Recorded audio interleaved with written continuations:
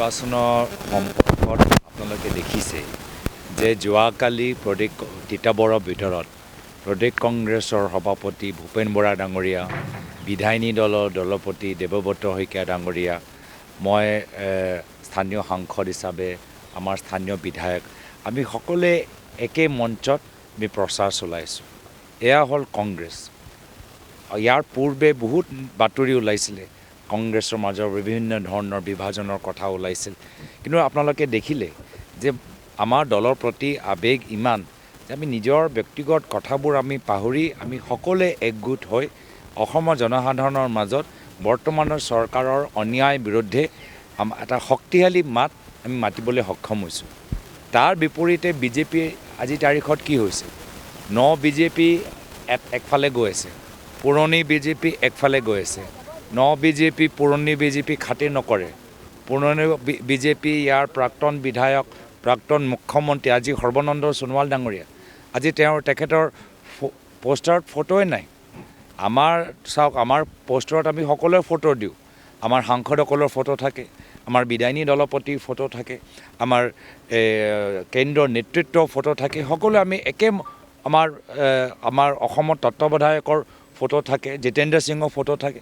এতিয়া BJP poster চাওক, প্ৰাক্তন মুখ্যমন্ত্ৰীৰ ফটো নাই, অসমৰ তত্ত্বাৱধায়কৰ ফটো আছেনে নাই তেওঁ নিজে চিনি পায় নে নাপায় মোৰ তাৰ লৈ সন্দেহ।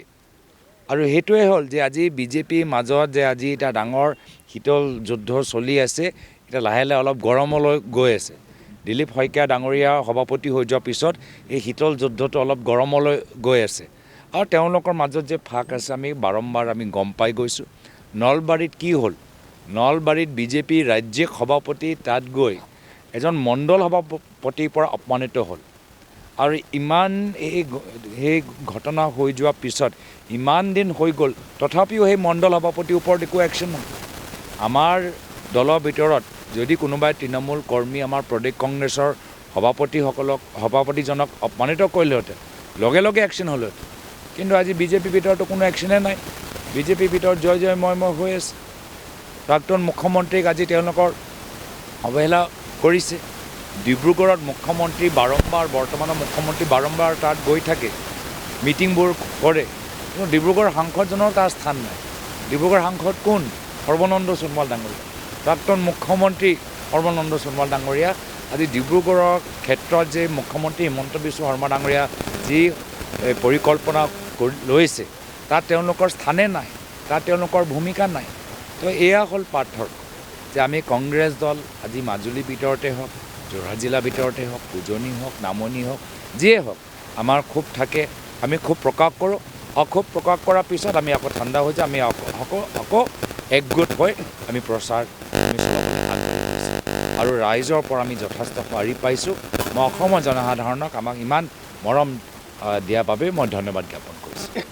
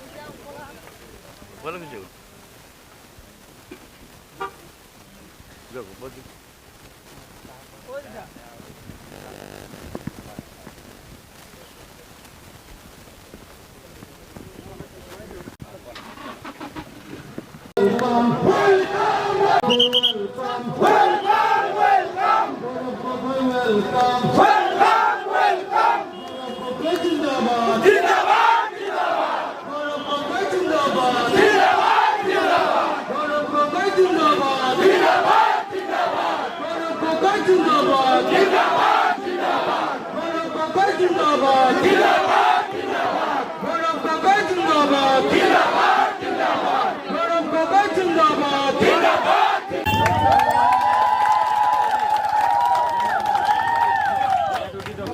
আমাৰ কাৰ্যকৰী জিলা পৰিষদৰ প্ৰাৰ্থী আৰু আমাৰ ডিম্বেশ্বৰ বগা সম্বৰ্ধনা জনাবলৈ অনুৰোধ জনাইছো। আমাৰ এছ চি চেলৰ চেয়াৰমেন সাধাৰণ দাস,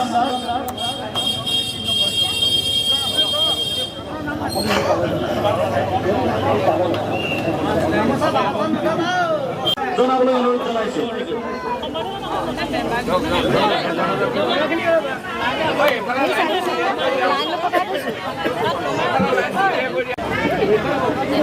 আমি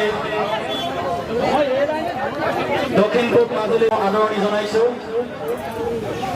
ইতিমধ্যে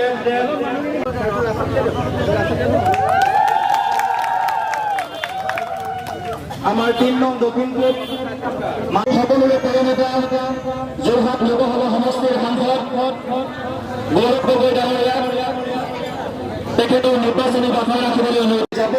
বিজেপি কিছু কথা ক'ব লাগিব। ঠিকে শুনিছে, আপোনালোকে যেতিয়া গাঁৱৰ ভিতৰত সোমাব অলপ বিজেপি কথাবোৰ ক'ব। বিজেপিয়ে কি কৈছিল? বিজেপিয়ে কৈছিল যে তেওঁলোকে মূল্য বৃদ্ধি ৰোধ কৰিব। আকৌ এবাৰ গান গাইছে, আকৌ এবাৰ গান গাই কি হৈ গ'ল?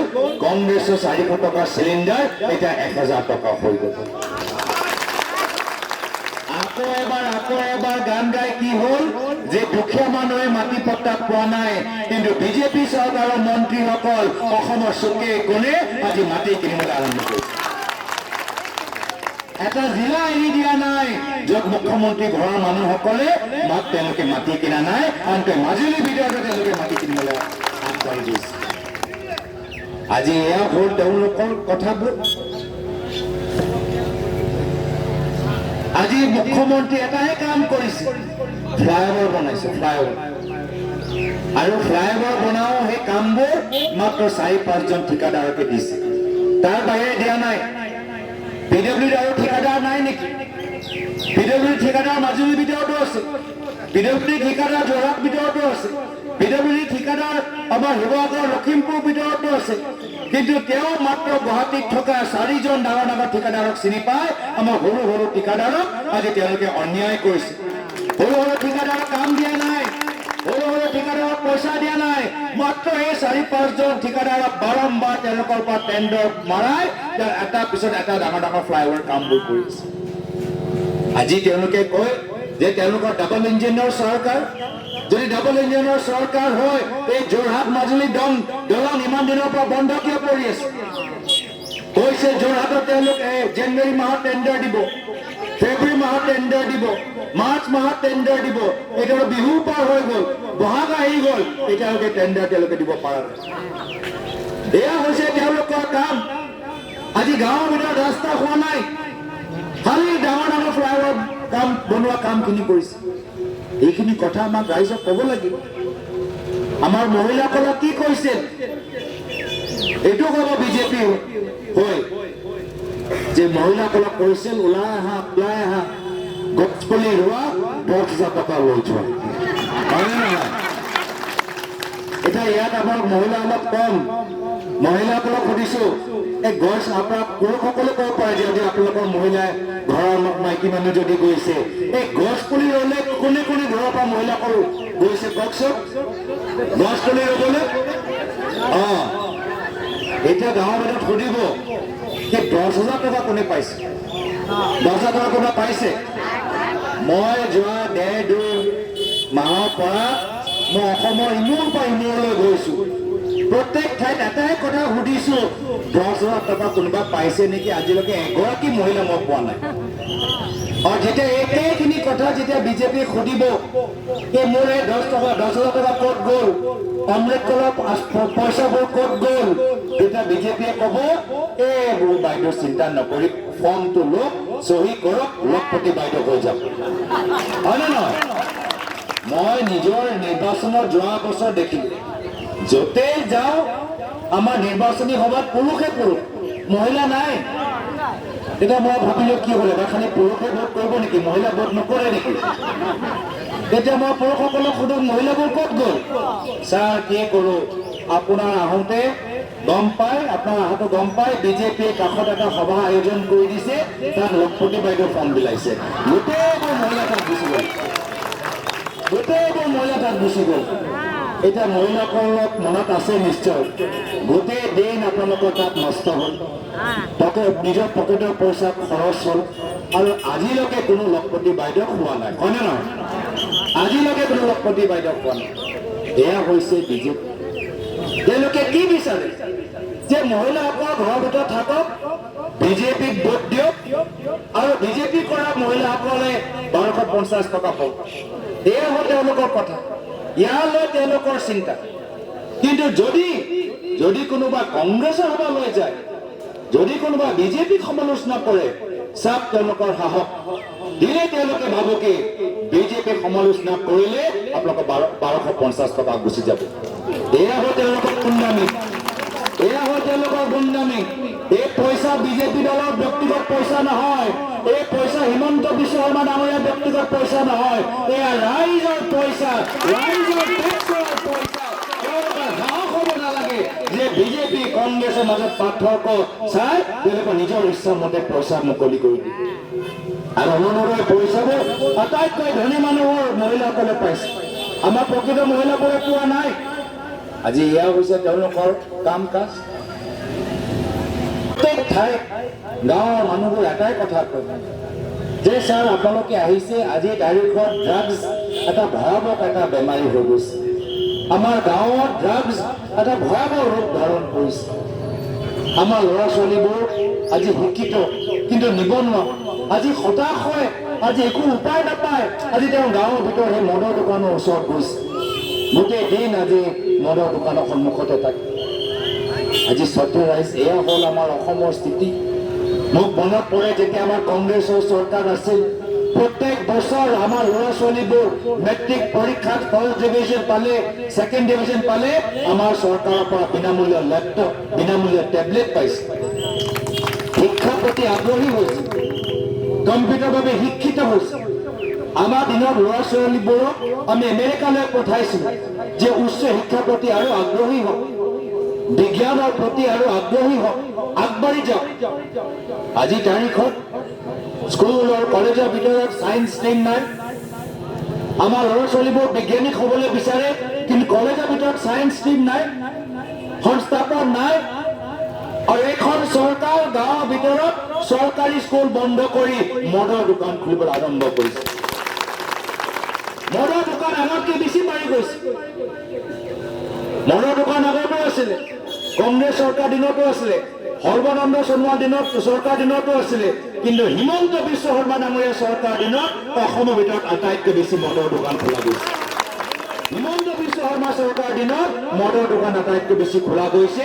তেওঁ এটাহে উদ্দেশ্য যে গাঁৱৰ মানুহবোৰ ঘৰৰ ভিতৰতে থাকক, মই 1250 টকা দি থাকিম আৰু একো চিন্তা কৰিব নালাগে, ল'ৰা ছোৱালীবোৰ মদৰ দোকানলৈ যাওক, মদৰ বটল কিনক। এয়া হ'ল তেওঁলোকৰ চিন্তাধাৰা। আমি বিচাৰিছো যে আমাৰ ল'ৰা ছোৱালীবোৰ সংস্থাপিত হওক, পুলিচত চাকৰিত সোমাওক, আৰ্মিত সোমাওক, NCC কেম্প হওক। এয়া হ'ল আমালোকৰ চিন্তাধাৰা। যিসকলে PhD কৰিবলৈ বিচাৰে তেওঁলোকক স্কলাৰশ্বিপ পাওক, এয়া হ'ল আমালোকৰ চিন্তাধাৰা। থলুৱা উদ্যোগ যিসকলে কৰিছে, ব্যৱসায় যিসকলে কৰিছে, বেংকত কিবা এটা লোন পাওক, লাইচেন্সৰ ফিজবোৰ, ৰেজিষ্ট্ৰেশ্যন ফিজবোৰ কমি যাওক। কিন্তু চব কাম বিপৰীত হৈছে। আৰু সেইকাৰণে অসমৰ ৰাইজে গম পাই গৈছে যে পৰিৱৰ্তনৰ নামত এইখন চৰকাৰে মাত্ৰ 5জন ব্যক্তিৰ আজি উন্নতি কৰিছে। এই 5জন ব্যক্তি কোন? প্ৰথম হ'ল হিমন্ত বিশ্ব শৰ্মা ডাঙৰীয়া, দ্বিতীয় হ'ল পীযুষ হাজৰিকা ডাঙৰীয়া, তৃতীয় হ'ল জয়ন্ত মল্ল বৰুৱা ডাঙৰীয়া, চতুৰ্থ হ'ল অশোক সিংহল ডাঙৰীয়া, পঞ্চম হ'ল মানৱ ডেকা ডাঙৰীয়া।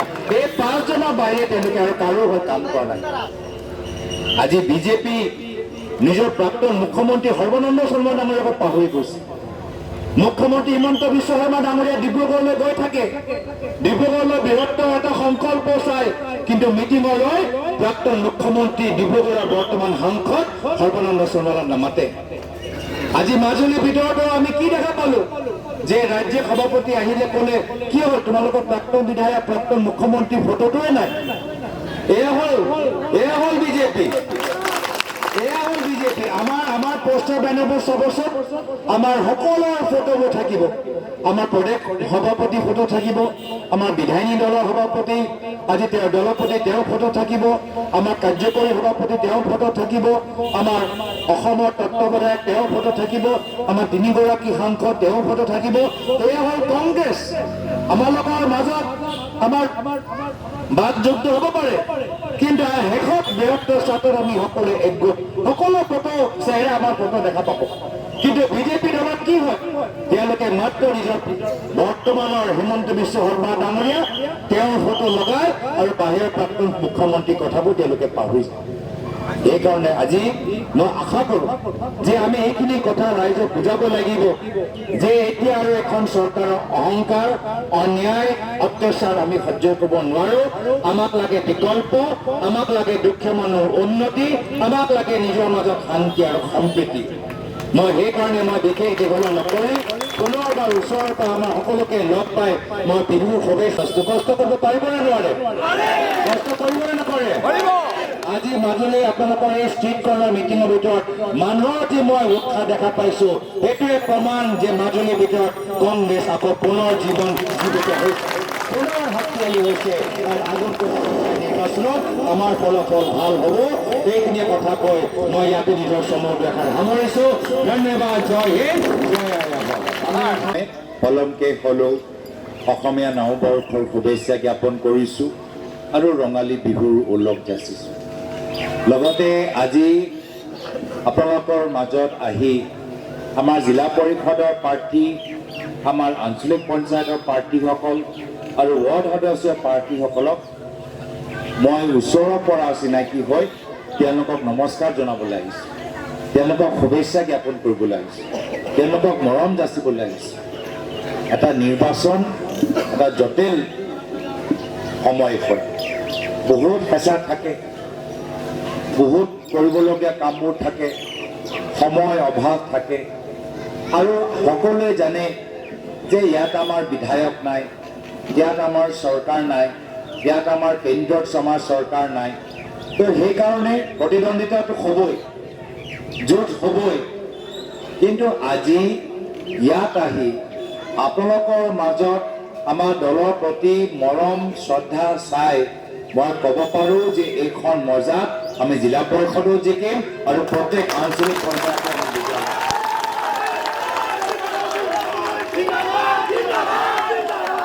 আজি এই জয় যে হ'ব পৰৱৰ্তী দিনত এই জয় মাত্ৰ কংগ্ৰেছৰ জয় নহয় এই জয় হ'ব স্থানীয় ৰাইজৰ ভিতৰত যথেষ্ট ক্ষোভ আছে স্থানীয় ৰাইজে দেখিছে যে বৰ্তমান চৰকাৰৰ কেলেংকাৰী স্থানীয় ৰাইজে দেখিছে যে কেনেদৰে তেওঁলোকে মাত্ৰ নিজৰ ব্যক্তিগত স্বাৰ্থৰ বাবেহে তেওঁলোকে কাম কৰে আৰু সেইকাৰণে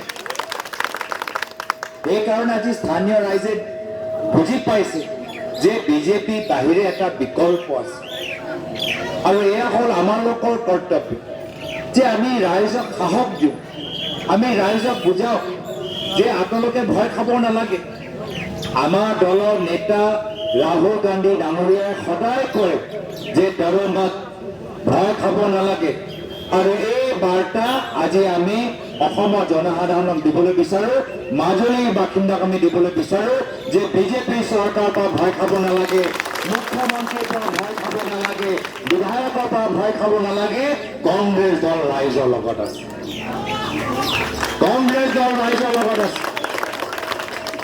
আৰু ইতিমধ্যে ৰাইজে ক'বলৈ আৰম্ভ কৰিছে যে এইখন চৰকাৰৰ অহংকাৰ ইমান বেছি হৈ গৈছে এতিয়া আমি আৰু সহ্য কৰিব নোৱাৰোঁ অহা বছৰ বিধানসভা নিৰ্বাচন আহিব অসমৰ জনসাধাৰণে ইতিমধ্যে সিদ্ধান্ত লৈছে অহা বছৰ আমি বিজেপিক বিদায় দিম আৰু কংগ্ৰেছৰ নেতৃত্বৰ চৰকাৰ গঠন কৰিম আজিৰ তাৰিখত মুখ্যমন্ত্ৰী হিমন্ত বিশ্ব শৰ্মা ডাঙৰীয়া আজি অসমৰ ৰাইজৰ সেৱক কওক আৰু অসমৰ ৰাইজৰ জেইলৰ হিচাপে নিজকে ভাবিছে যাকে বেয়া পায় তেওঁ জেললৈ পঠাই দিবলৈ বিচাৰে আজি যদি এজন কংগ্ৰেছৰ মুখপাত্ৰ বৰ্তমান চৰকাৰৰ বিৰুদ্ধে মাত মাতে আমাৰ মুখপাত্ৰ ৰিকম সিং ডাঙৰীয়াক ভুৱা কেছ ওপৰত আজি জেললৈ পঠাই দিছে আজি যদি এজন ইউনিভাৰ্চিটি মালিকে কংগ্ৰেছৰ এটা মত বিনিময় সভা ছাত্ৰসকলৰ লগত আয়োজন কৰিবলৈ বিচাৰে সেই ইউনিভাৰ্চিটি মালিকজনকো জেললৈ পঠাই দিবলৈ বিচাৰে আজি সাংবাদিকসকলকো সুধিব যদি এজন সাংবাদিকে এপেক্স বেংকৰ কেলেংকাৰী লৈ প্ৰশ্ন কৰে য'ত মুখ্যমন্ত্ৰী নিজে এজন ডাইৰেক্টৰ আছে সেই কেলেংকাৰী লুকাবলৈ হ'লে সেই সাংবাদিকজনকো ভুৱা কেছ ওপৰত পঠাই দিয়ে জেললৈ এয়া হৈছে তেওঁলোকৰ কাম কাজ আৰু সেইকাৰণে কংগ্ৰেছ দলৰ ওপৰত এটা গধুৰ দায়িত্ব আমি সকলোৱে মিলি জুলি যোৱা পহিলা বহাগৰ দিনত